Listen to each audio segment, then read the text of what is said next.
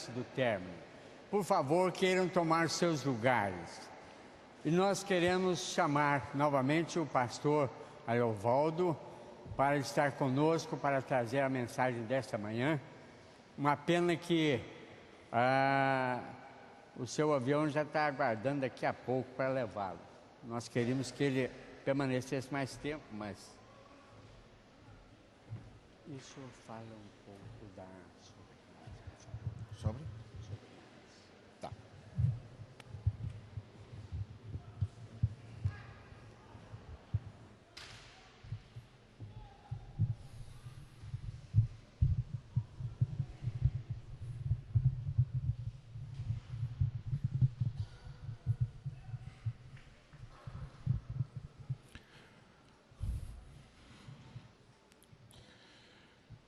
Graça e paz.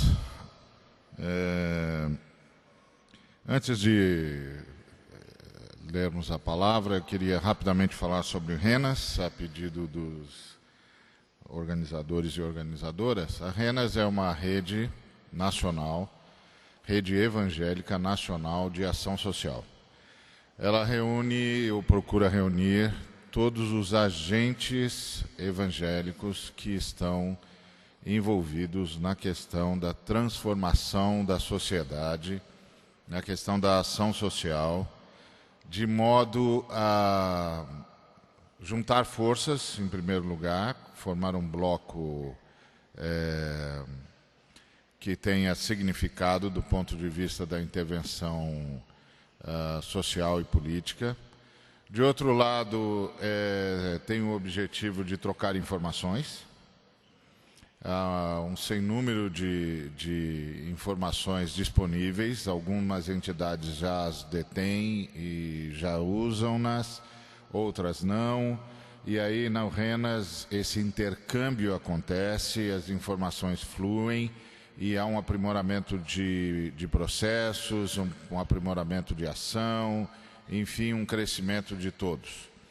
Também o objetivo da RENAS é interferir em políticas públicas, não só usufruir das políticas públicas que estão aí disponíveis para aqueles que estão envolvidos na transformação social, mas também interferir para aprimorar, para contribuir com um país onde haja justiça. Então isso é a RENAS, é Rede Evangélica Nacional de Ação Social. Todos os agentes sociais podem se filiar à RENA como organização ou até mesmo como observadores, como pessoa física. E aí a minha sugestão é que vocês procurem o site da RENAS e tenham todas as informações. Nós vamos ter novos encontros agora em breve. E o objetivo é conhecer o maior número de agentes evangélicos que estão envolvidos na questão da transformação social. E complicado. Quem é que tem esse dado aí? A Ultimato. Então, a Ultimato tem um material sobre a RENAS. Vocês podem, então, procurar o stand da editora Ultimato e está disponível todo pequeno histórico e também dados para todos aqueles que quiserem maiores informações sobre a Rede Evangélica Nacional de Ação Social. Ok? Gostaria de convidá-los e convidá-las a abrirem as Escrituras em Atos, capítulo 2, versículo 45. Atos, capítulo 2, versículo 45.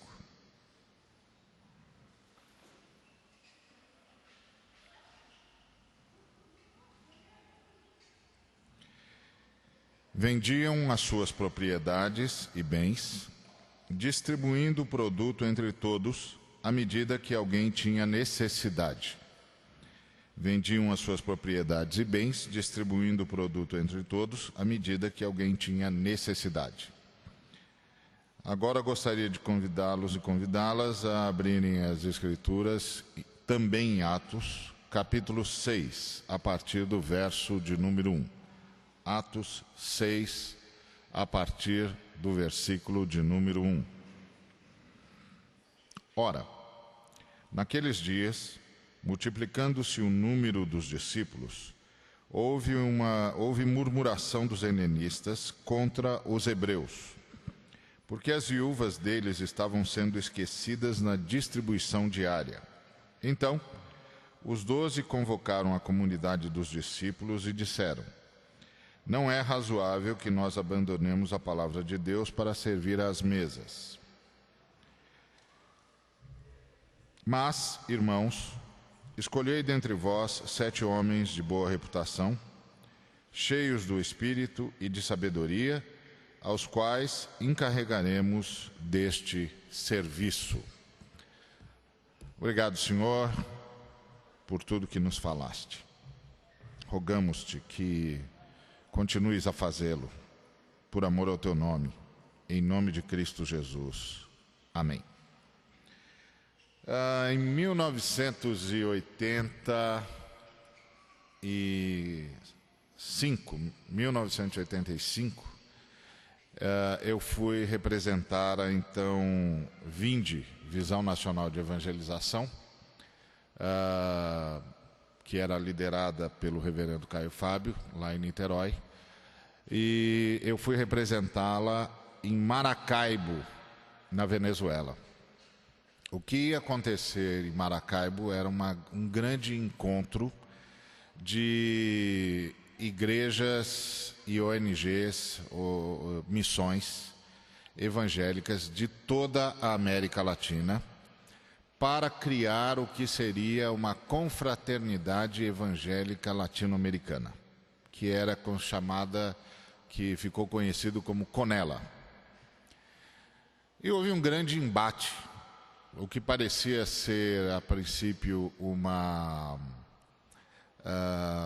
ação muito fácil, onde todo mundo estava mais ou menos concorde, transformou-se num grande embate, numa grande luta que acabou inviabilizando o CONELA, aliás. E grande parte dos culpados pela inviabilização do CONELA fomos nós brasileiros. Por quê? Porque um grupo de representantes de uma nação latino-americana se levantou, quando nós estávamos já para chegar no término das conversas, etc., protestando contra a ideia de que nós deveríamos lutar pelos direitos humanos. E o argumento deles era o de que quem tem direito no universo é Deus. E, portanto, quem tem direito é Deus e os seres humanos não têm direitos. Esse era o argumento deles. E aí, numa grande concessão, eles estavam dispostos a considerar a possibilidade de direitos humanos espirituais. Quando eles disseram isso, o bloco de brasileiros, do qual eu fazia parte, ficou em pé. E disse: vocês ficaram loucos. Vocês, da onde vocês vieram? Vocês vieram da Suíça? Vocês vieram de onde? De algum país neutro? De algum lugar que nada injustiça, riqueza e prosperidade? Da onde vocês vieram? Como que vocês estão dizendo uma coisa dessa no coração da América Latina? Da onde vocês tiraram essa ideia? E aí, não preciso dizer para vocês que a briga se instalou. Um outro grupo latino-americano já tinha passado um filme mostrando um culto em ação de graças pela vida de um sujeito que era um ditador sanguinário, um assassino, mas que eles tinham feito um culto em ação de graças pela vida dele. Então aquilo virou uma balbúrdia. Os brasileiros, já você sabe como nós brasileiros somos gente calma, tranquila, serena, nada passional, não é? Somos verdadeiros lordes, a gente fala sempre baixinho. Aquilo virou um pandemônio, porque nenhum de nós conseguia engolir a possibilidade de estar naquele lugar, quanto mais de estar falando aquela tamanha sandice. Por que eu estou dizendo isso? Porque essa questão dos direitos humanos, que parece ser uma questão absolutamente tranquila, é tudo menos tranquila. É tudo menos tranquila. Infelizmente. Infelizmente. Agora, será que aqueles amados irmãos estavam certos? Que a Bíblia não lida com direitos humanos, a Bíblia lida com direitos de Deus e, no máximo, faz uma concessão para direitos humanos espirituais. Esse texto que nós lemos aqui, que eles vendiam as suas propriedades e bens, distribuindo o produto entre todos à medida que alguém tinha necessidade, é um texto que vai na direção contrária do raciocínio desses irmãos. Por quê? Porque qual é a grande diferença entre a filantropia, a benemerência e a situação de direito? É que na filantropia, na benemerência, eu faço o bem segundo as minhas possibilidades de fazer o bem. E o beneficiado tem mais é de agradecer, de ficar feliz, porque um sujeito de posses como eu decidiu abrir mão de algo das suas posses para abençoá-lo com alguma dignidade, na medida em que ele não fez jus a essa dignidade, uma vez que não trabalha tanto quanto eu, não tem a formação que eu tenho, portanto não pode ter o que eu tenho. E aí a filantropia acaba sempre sendo a elegia, a ode, o elogio ao benfeitor. Sempre. Porque é o benfeitor que abre mão de algumas das possibilidades que podia usufruir e as transfere para alguém que não tem acesso a coisa alguma. Os apóstolos não ensinaram assim. Os apóstolos diziam que era para ajudar as pessoas à medida da necessidade das pessoas. Quando os apóstolos ensinaram que era para ajudar as pessoas na medida da necessidade das pessoas, eles estavam introduzindo na história da igreja e provavelmente num ato de vanguarda que eles não tinham condições de aquilatar naquela época, o princípio do direito. Eles estavam dizendo com todas as letras: se um irmão tem necessidade, ele tem o direito de tê-las satisfeitas. E se ele tem o direito de tê-las satisfeitas, a comunidade tem o dever de satisfazê-las. Eles estavam estabelecendo o primado do direito. Provavelmente num ato de vanguarda. Duvido que naquela altura do Império Romano, com aquele nível de violência que o Império Romano naquela época atingia, agora nós já estávamos migrando de Tibério César para Calígula, a situação era densa, o Senado romano era cada vez mais um arremedo, o Império se consolidava, como ia acontecer mais tarde com Diocleciano, a situação dos direitos estava sob júdice absoluta, a sociedade era uma sociedade absolutamente escravista e os cristãos eram majoritariamente escravos. E os apóstolos implementaram o princípio do direito. Se um irmão tem necessidade, ele tem o direito de ter a sua necessidade satisfeita. E na medida em que o irmão tem o direito de ter a sua necessidade satisfeita, a comunidade tem o dever. Foi isso que os apóstolos nos ensinaram nesse dia, quando nos disseram que era para atender o irmão não a partir da nossa possibilidade de socorro, mas a partir da necessidade que o irmão e a irmã tinham. Que uma vez que eles tinham necessidade, eles tinham o direito de tê-la satisfeita. E nós, os demais membros da comunidade, tínhamos o dever de satisfazê-las, porque esta era a vontade de Deus. Com quem eles aprenderam isso? Com um sujeito com o qual eles andaram durante 3 anos, de manhã, de tarde e de noite. Um sujeito que a partir deles mudaria a história da humanidade.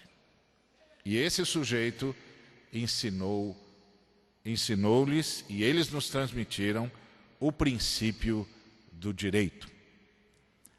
Eu fico pensando que aqueles irmãos não tinham lido bem esse texto.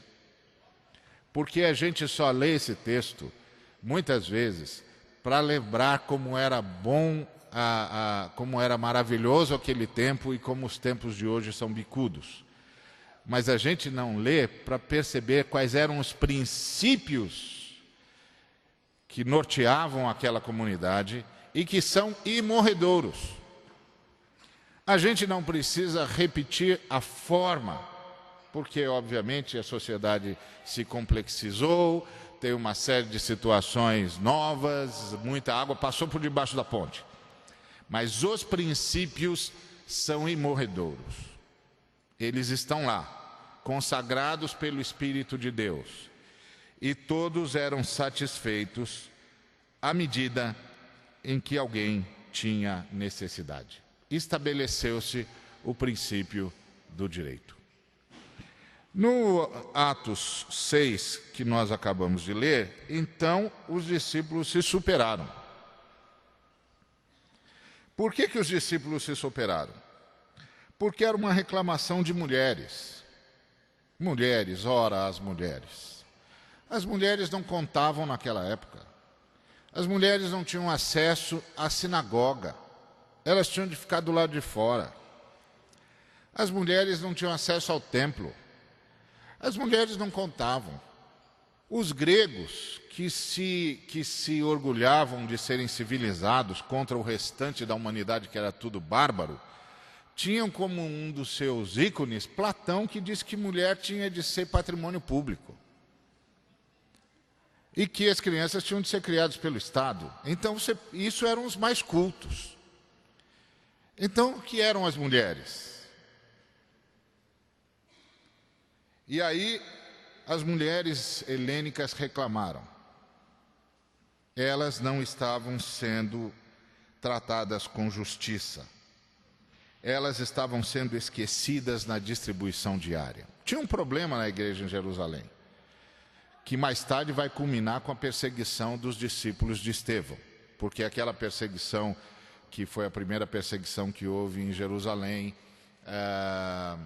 e que Filipe, Prócoro, Nicanor e outros saíram fugindo feito doidos e acabaram fundando a igreja em Antioquia e tantas outras igrejas em tantos lugares. Ela, na verdade, foi uma perseguição seleta.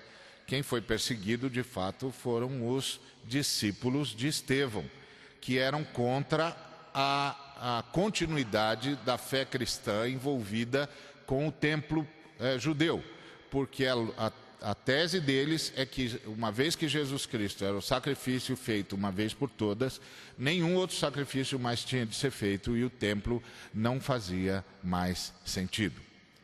E aí, até Estevão, a igreja cristã era mais um partido judaico. Então tinham os saduceus, os fariseus, os herodianos, os essênios, os zelotes e agora os do caminho, que em Antioquia vão ser chamados de cristãos. Eles eram mais um partido judaico. Eles iam para as sinagogas e eles iam para o templo. Estevão foi o primeiro discípulo de Cristo que se levantou no meio do templo, de uma reunião no templo, e disse: isso aqui não faz mais sentido. Nós não temos mais nada a ver com isso. e isso aqui não tem mais nada a ver com a gente. Foi morto na hora. E os discípulos dele foram perseguidos. E como é que eles eram perseguidos? Porque a gente sabe que o Saulo de Tarso saía prendendo todo mundo. Mas o Saulo de Tarso não era policial. O Saulo de Tarso não era soldado romano. O Saulo de Tarso não era procônsul. O Saulo de Tarso era só um rabino. Como é que ele prendia? Acontece que os judeus eram os únicos que tinham direito a ter a sua própria religião no império. Ninguém mais tinha. Porque a relação entre os judeus e os romanos era uma relação tranquila, apesar da sublevação constante dos judeus. Primeiro, porque os judeus ajudaram Júlio César na luta contra Marco Antônio. Marco Antônio isolou Júlio César no norte do Egito, o Júlio César ia morrer e os judeus ajudaram Júlio César com suprimentos e o Júlio César sobreviveu a Marco Antônio. E depois, quando os romanos entraram em Israel, eles entraram sem desembainhar a espada, porque os israelitas os chamaram para arbitrar entre dois descendentes da dinastia Asmodeu, que estavam disputando quem deveria ser o rei de Israel. Então eles chamaram os romanos entraram sem desembainhar a espada e disseram: vamos resolver o problema de vocês, nós vamos tomar conta da caneca. E tomaram conta de tudo e pronto, não precisaram matar ninguém, não precisaram morrer, estava tudo bem e eles tinham o direito de continuar a sua religião. Então tudo que o Saulo tinha de fazer era pegar os caras dentro da sinagoga, chegar para a autoridade romana e dizer: ó, ele não é judeu. Se ele não é judeu, o que ele está fazendo na sinagoga? Ele está quebrando a regra do império e está desconsiderando César, não está prestando culto ao imperador, e só os judeus têm esse direito, ele não tem esse direito, ele vai para a cadeia. Era assim que o Saulo fazia, não precisava fazer muita coisa. Não era soldado, como é que ele prendia? Prendia assim, chegava na autoridade romana e dizia: ó, esse cara não é judeu. Pronto. Então, as viúvas helênicas já são... Essa situação aqui das viúvas helênicas já é uma indicação de que a coisa está feia e vai ficar feia. E ficou mesmo. E aí tem toda uma série de colocações muito interessantes, mas que agora não há tempo para a gente falar. Mas o que é que eu disse? Por que eu disse que aqui os apóstolos se superaram? Porque eles pararam para ouvir a queixa das mulheres. Primeiro lugar, inusitado. Mulheres não tinham voz. Mas os apóstolos pararam para ouvir a queixa das mulheres helênicas. Mas foram mais longe. Eles reconheceram-lhes o direito. Elas têm direito. E foram mais longe ainda. Eles disseram: elejam os seus representantes. Eles vão cuidar disso para que haja justiça e para que o direito seja preservado. Eles estavam na vanguarda das vanguardas. Uma vez eu estava falando num evento do Ministério do Trabalho e eu disse ao ministro: quando o Império Romano estava avassalando, invadindo de forma avassaladora o mundo e impondo a ditadura e a crueldade, os nossos apóstolos estavam nos ensinando a eleger presbíteros e diáconos. Então eu vim aqui falar com o senhor em nome de um movimento que nasceu democrata e que não consegue admitir nada além da democracia plena. Porque quando os romanos estavam fazendo escravos, nós estávamos aprendendo democracia. E a nossa democracia era plena, porque enquanto os gregos só permitiam o direito ao voto aos homens tidos como livres, nós estávamos permitindo o direito a votos a homens e mulheres e considerando que não há nenhum ser humano que não seja, por definição, um ser livre. Essa é a fé cristã. E isso foi o que os apóstolos nos ensinaram. Por isso eu estou aqui, como todos os cristãos de todos os tempos, aqueles que herdaram a bandeira dos apóstolos, que nos ensinaram o primado do direito e da democracia. É isso que está nas Escrituras. As Escrituras nunca ensinaram o contrário. Nós interpretamos de forma conveniente, na medida em que fomos sendo cooptados pelo sistema. O mesmo sistema que o Paulo disse que a gente tinha de reagir a ele, mudando as nossas concepções, os nossos valores e as nossas categorias.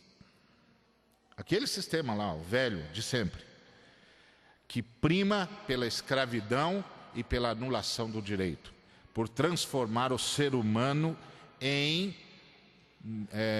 peça, em objeto, em massa de manobra, ou seja lá o nome que você queira dar. Essa coisa é do inferno. A fé cristã sempre insistiu no primado da liberdade, no primado da democracia e no primado do direito. E é isso que nós temos hoje de fazer no Brasil. Essa colocação que tanto a Márcia quanto a Valéria trouxeram para nós, o que ela diz da nossa nação? Ela diz que a nossa nação é uma nação que precisa de aprimoramento, que nós temos de nos engajar numa batalha de aprimoramento jurídico e lutando pela questão do direito, etc, etc. Não, elas não nos disseram isso. Elas nos disseram que a nossa nação está sendo administrada, influenciada por assassinos.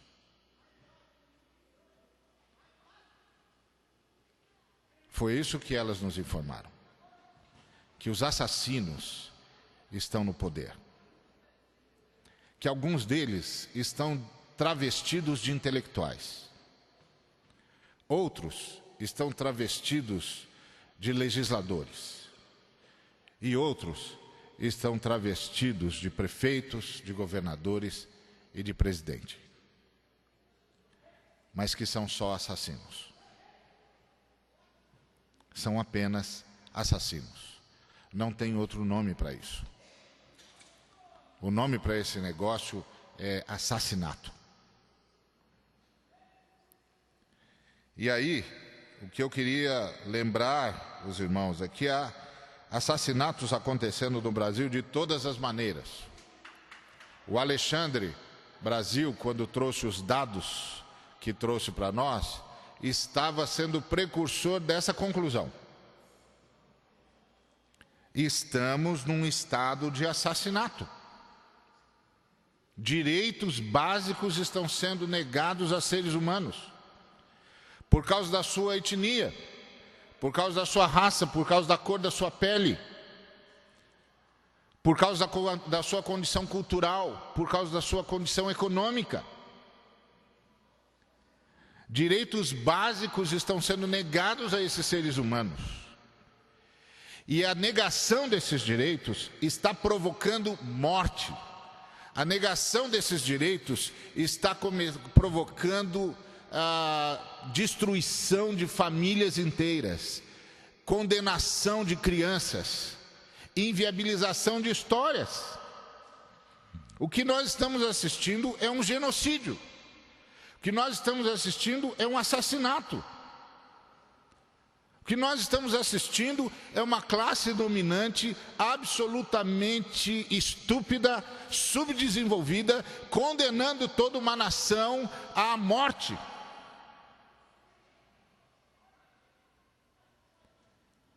E estes que estão tendo seus direitos aviltados em todos os quadrantes e de todas as formas, só contam com uma voz, a voz dos cristãos. Por quê? Porque o apóstolo Paulo, esse homem que se converteu no caminho de Emaús, e que é a conversão mais irônica que eu já vi na minha vida, porque ele estava lá assistindo a morte de Estevão, e era como se o Espírito Santo estivesse dizendo: você está matando esse moço? Pois presta muita atenção no que ele está dizendo, porque eu vou me encontrar com você no meio do caminho, e você vai passar a viver por aquilo por causa do qual esse homem está morrendo. Você vai continuar exatamente da onde ele parou. E a ironia da história é que Saulo de Tarso, que concordou com o assassinato de Estevão, foi o servo de Deus que separou a fé cristã do judaísmo e deixou claro: Estevão estava certo. Jesus Cristo é o ápice da fé mosaica. E tudo antes de Jesus Cristo precisa ser revisto à luz da cruz e da ressurreição. Estevão estava certo. É extraordinário o que o Espírito Santo faz. Como se o Espírito Santo tivesse dito a ele: eu vou me encontrar com você. Eu já marquei um encontro com você, você não sabe, mas eu vou derrubar você no caminho de Damasco. E você vai dar a sua vida por isso que vai matar esse moço. Porque eu vou recolhê-lo e vou colocar você no lugar dele. E você vai continuar da onde ele parou. E você vai fazer o que ele sonhou ver acontecer. Não é impressionante? Pois hoje nós estamos exatamente tendo um encontro com o Espírito de Deus. Esse é o nosso caminho de Damasco. Essa é a nossa encruzilhada. Quando a gente ouve coisas como disse o Alexandre, como disse a Margareta, como disse a Márcia, a Valéria e o nosso irmão Cris, que nos falou tanto sobre a cosmovisão cristã, nós estamos na encruzilhada de Damasco. Nós precisamos decidir se vamos nos converter ou não. Se vamos permitir que o Espírito Santo nos coloque no chão e nos levante de forma diferente da forma como chegamos até aqui, ou se isso vai ser apenas mais um congresso no nosso portfólio. Nós temos um portfólio de congressos extraordinário. Esses dias mesmo eu estava pensando que se eu tivesse guardado todos os crachás que eu já usei, eu provavelmente estaria no livro do Guinness. Porque é crachá que não acaba mais. De todo tipo, de toda forma, os mais criativos, os mais formais, os mais informais, de todo tipo. É um portfólio enorme de congressos. Algum congresso tem de se tornar para a gente a encruzilhada de Damasco. Não é possível. Não é possível que seja apenas mais um crachá no nosso portfólio. Não dá para ouvir coisas como essa e fazer de conta que a gente não ouviu nada e que a gente não sabe de nada. A gente não pode ouvir o que a Roseli expôs aqui acerca de como a pressão, a angústia está matando os nossos líderes porque a igreja não reage. E ir para casa dizendo que está tudo bem, que o congresso foi uma bênção, porque nós somos bons em usar a palavra bênção, não é? O camarada diz para a gente: então, como foi o congresso? Ah, foi uma bênção, você tinha de estar lá. Olha, Deus visitou a gente, teve momentos que a gente chorou, foi uma coisa impressionante, teve uns momentos de alegria, tivemos uma foto bonita, foi uma bênção, uma bênção. Quando tiver o próximo eu vou também. Não pode ser mais um crachá no portfólio. Nós recebemos notícias terríveis aqui. E notícias que dizem que tudo à nossa volta está gemendo. O Paulo disse lá em Romanos 8,19 o seguinte: a ardente expectativa da criação aguarda a revelação dos filhos de Deus, pois a criação está sujeita à vaidade, não voluntariamente, mas por causa daquele que a sujeitou, na esperança de que a própria criação será redimida do cativeiro da corrupção para a liberdade da glória dos filhos de Deus. Porque sabemos que toda a criação a um só tempo geme e suporta angústias até agora. E não somente ela, mas também nós, que temos as primícias do Espírito, igualmente gememos em nosso íntimo, aguardando a adoção de filhos, a redenção do nosso corpo. O que o apóstolo Paulo está nos dizendo? Que o Espírito Santo tem um ministério indesejável. Todo mundo gosta do Espírito Santo. Todo mundo gosta. Quando a gente chama uma reunião para ser cheio do Espírito Santo, todo mundo vem. Quando eu falo para meu pessoal na igreja, pessoal, nós vamos nos reunir, nós vamos buscar o Espírito Santo de Deus, o povo dá aleluia. Aleluia! Vamos buscar o Espírito Santo de Deus. E o Espírito Santo vai nos batizar. E o Espírito Santo vai se derramar sobre nós. E o Espírito Santo vai nos dar dons. Todo mundo quer. Mas tem um ministério do Espírito Santo, um dom do Espírito Santo, que ninguém quer. E o dom do Espírito Santo que ninguém quer é o dom de gemer. Porque o apóstolo Paulo diz que nós sabemos que tudo à nossa volta geme, que a criação geme, que o meio ambiente, que o bioma geme, que as nações, os povos nativos gemem, que os injustiçados gemem, que os alijados do processo do chamado progresso do sistema capitalista gemem, que os pobres em todos os cantos gemem, que os condenados à morte precoce gemem, que as nações africanas que vão desaparecer da história gemem, que as nações indígenas que vão desaparecer da história gemem, que os animais que vão desaparecer do planeta gemem. O apóstolo Paulo diz que nós sabemos, e aí a pergunta que a gente faz a esse texto do apóstolo Paulo é: por que a gente sabe que ele geme? E o apóstolo Paulo diz: porque o Espírito de Deus nos faz gemer o gemido deles. O Espírito de Deus nos torna um com os pobres. O Espírito de Deus nos torna um com os vitimados. O Espírito de Deus nos torna um com a criação agonizante. O Espírito de Deus nos torna um com os que estão alijados do poder e alijados da economia e alijados do progresso, alijados da educação, alijados da saúde. O Espírito Santo nos torna um com aqueles que estão sendo alijados da existência, porque o Espírito Santo tem um ministério extraordinário, terrível.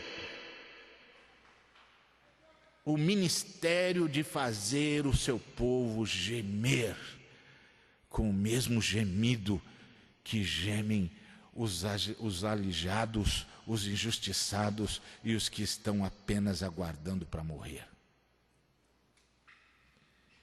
E o apóstolo Paulo disse: todos eles só têm uma esperança: o povo de Deus, porque é o único povo na terra que geme com eles. Esses irmãos e irmãs que nos trouxeram essas verdades desconfortáveis, eles foram porta-vozes do gemido do Espírito de Deus. Foram chamados e convocados pelo Espírito Santo de Deus para nos comunicar o gemido. O gemido que ecoa na presença da Trindade 24 horas por dia. O gemido dos alijados. O gemido dos condenados à extinção. Os místicos do começo da fé cristã, porque você sabe que a fé judaico-cristã é a mais complexa, a mais bem elaborada, a mais bem construída das das confissões de fé místicas. A fé judaico-cristã, a tradição judaico-cristã e principalmente a fé cristã é profundamente mística. Não confunda místico com misticismo. Místico é aquele que sabe da realidade espiritual e sabe que ela interfere e sabe que ela existe e está em contato com ela. Nenhuma fé é tão mística quanto a fé cristã, porque nós falamos com Deus.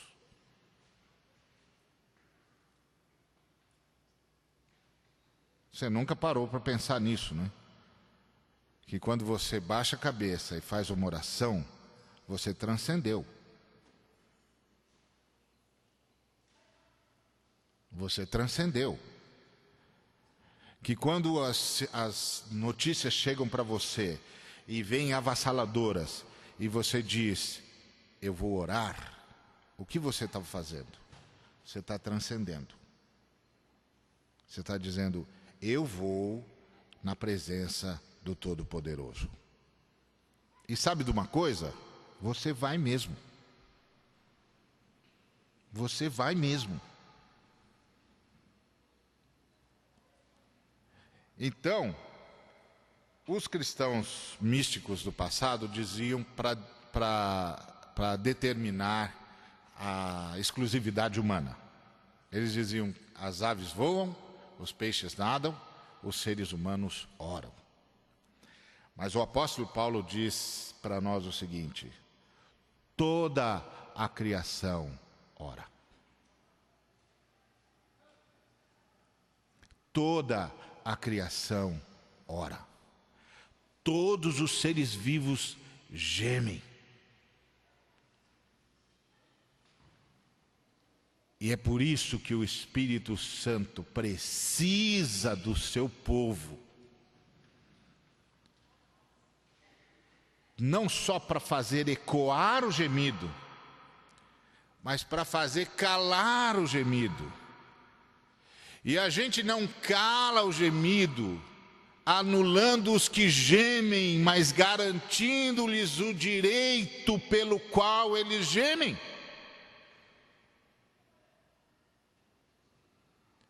Garantindo-lhes o benefício pelo qual eles gemem. Garantindo-lhes a saúde pelo qual eles gemem. Garantindo-lhes a vida pela qual eles gemem. E isso é a fé cristã.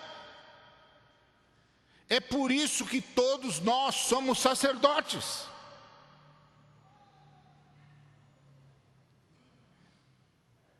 É por isso que pastores são apenas funcionários do reino para abençoar todos os sacerdotes.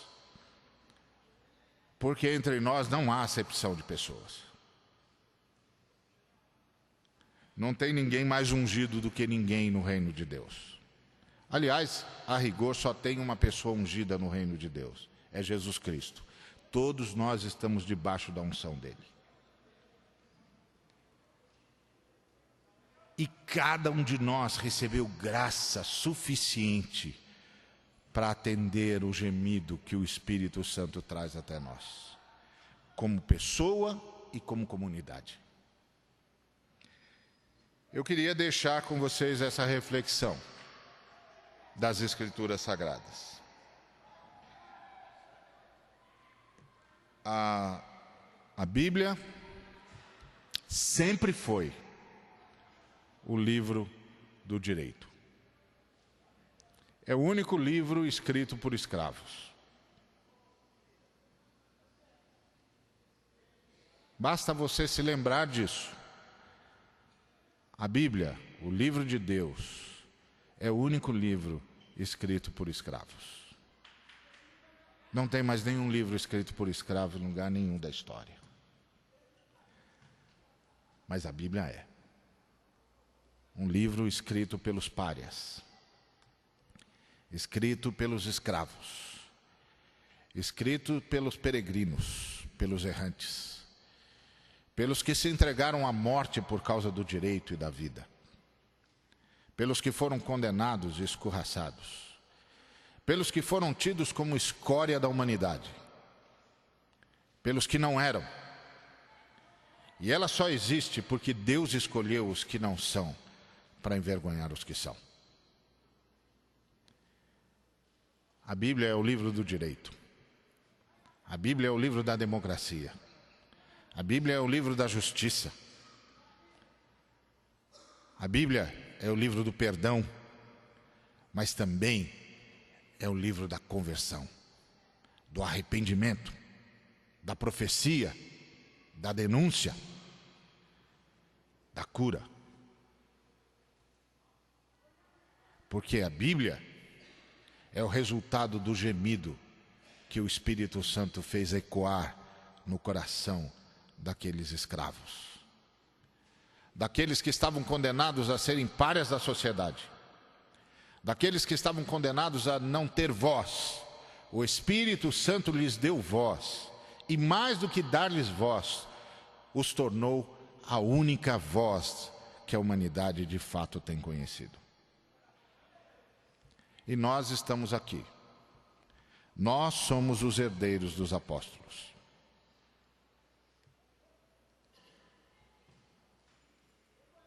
Nós somos os herdeiros dos apóstolos.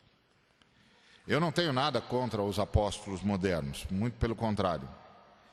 Mas eu queria lembrar-lhes que todos nós somos apóstolos. Porque apóstolo é apenas a tradução da palavra missionário. É apenas a tradução da palavra enviados. Aqueles que o Espírito de Deus enviou para todos os cantos do mundo, para todas as línguas, para todas as raças, para todas as nações, para lhes dizer: vocês têm direito, vocês têm valor, vocês são dignos, porque Jesus Cristo subiu à cruz por vocês. Isso é o que as Escrituras Sagradas nos ensinaram. Nós somos os herdeiros dessa verdade. O meu desejo, no fundo do coração, e eu sei que é o desejo de todos os que fizeram tudo para poder realizar esse congresso de forma que o Espírito de Deus se alegrasse, é de que nós sejamos chacoalhados pelo Espírito Santo. E que o Espírito Santo nos faça ver que nós podemos. Se há um povo que pode falar em nome da justiça, somos nós. Se há um povo que pode falar em nome do direito, somos nós. Se há um povo que pode falar em nome da equidade, somos nós. Porque nós sabemos. Nós sabemos. Porque o Espírito de Deus nos faz sentir o mesmo gemido. Nos faz gemer com o mesmo gemido. Por isso, eu estranho muito quando encontro cristãos que estão buscando a felicidade. E eu digo: você não devia estar buscando a realidade da cura de Deus num mundo condenado pela infelicidade? Por que você está buscando a felicidade pessoal num mundo como esse? Você está a favor da alienação, é isso? Você quer viver como se nada além de você existisse? Isso não é possível, meu amigo. Nem Deus é feliz ainda.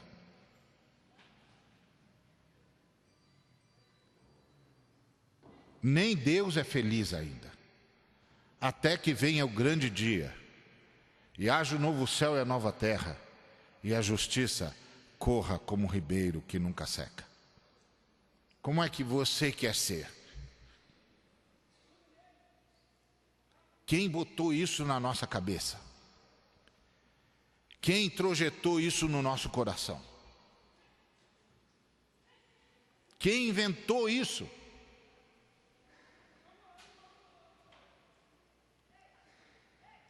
Então, o nosso chamado é o chamado que os apóstolos nos legaram. Cada um era atendido segundo a sua necessidade e não segundo a benemerência do benfeitor. Porque o necessitado tem direito. E o direito coloca a comunidade sob o dever. Por isso, quando as mulheres helênicas, no mundo em que as mulheres não eram nem contadas, gemeram, os apóstolos, cheios do Espírito Santo, ouviram um gemido e disseram: elas têm razão.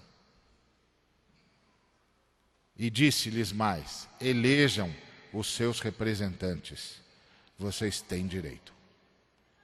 E o direito vai ser estabelecido na casa de Cristo. Ninguém na casa de Cristo vai saber o significado da palavra injustiça. E é isso que nós somos, os herdeiros dos apóstolos. E isso é a Bíblia Sagrada. Esse é o gemido do Espírito. Esse é um dos dons que o Espírito Santo oferece para nós. E é esse dom que nos coloca de pé e adestra as nossas mãos. Vocês, nós todos, estamos em lugares estratégicos.